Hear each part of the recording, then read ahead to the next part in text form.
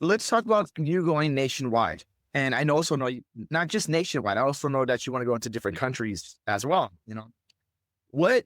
How has the route of expanding, trusting other people, trusting other agents in other states that you can't personally have a connection with? You don't have to be on Zoom, phone calls. Or how do you build that trust in those satellite offices with those individuals? That's good. That's a good question. So California, right? I mean, the reason why I decided to go through other states is like California is definitely a melting pot, but a lot of business owners and a lot of families couldn't survive the financials in California, right? It's expensive. And so a Yes. lot of people ended up moving out of California, And so when they moved out, I moved out, right? I followed my clients and I also did regular check-ins. I try to keep in touch with them. And that's when I decided there was a lot of people in Texas, a lot of business owners I knew, a lot of clientele that I knew. And because they did trust us, right, as credibility, I decided, okay, I'm going to grow in that state. And so, like you mentioned, how do I trust other agents? Well, I had a relationship with who handles my Texas brokerage Mhm. because she came also from the same captive environment and being in the industry for over 15 years, Oh, I knew that she can go ahead and handle that state.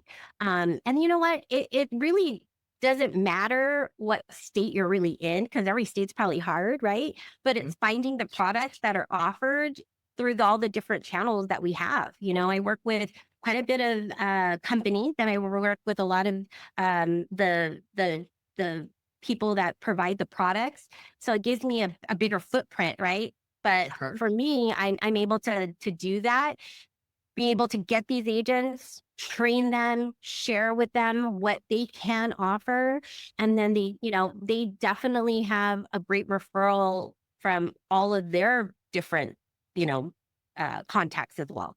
So that's really what I did is to be able to meet the challenging world, right now in California. It's tough. A lot of carriers aren't writing in California. So Yes. I did make sure I had to go ahead and then also move where my clients were moving to. Florida is another big state we have a lot of clients in too. Since I've known you, and my first impression of you was one, it's probably from our culture. I'm Filipino too.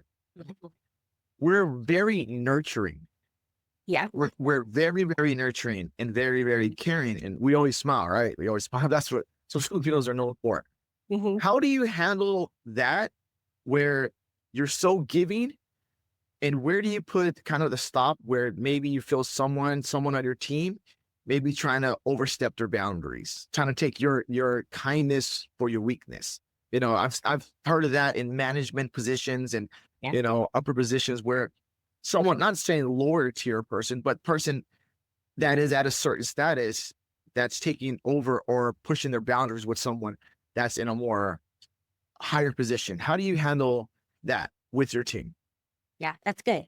And it's not only just team, right? I'm in an industry where growing up with my mom and having her be in the industry, it's a very male dominated industry, right?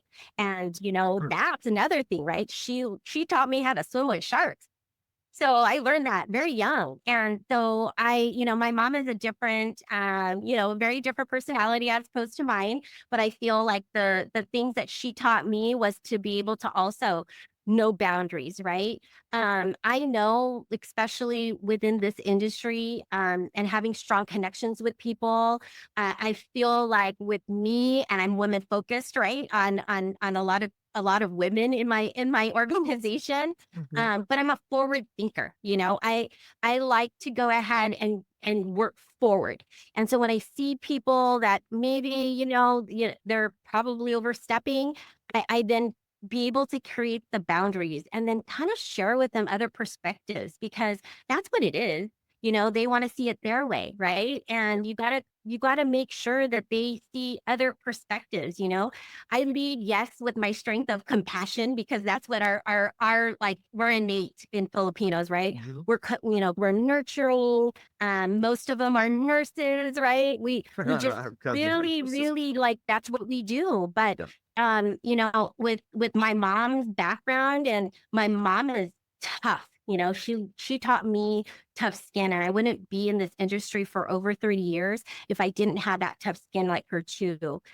So for me, when I do work with people, I definitely share the perspective of where the other person or the other challenge is coming from, so that they can see it in a different light. They can see it better versus them taking the lead and trying to overstep. I have to share that insight with them.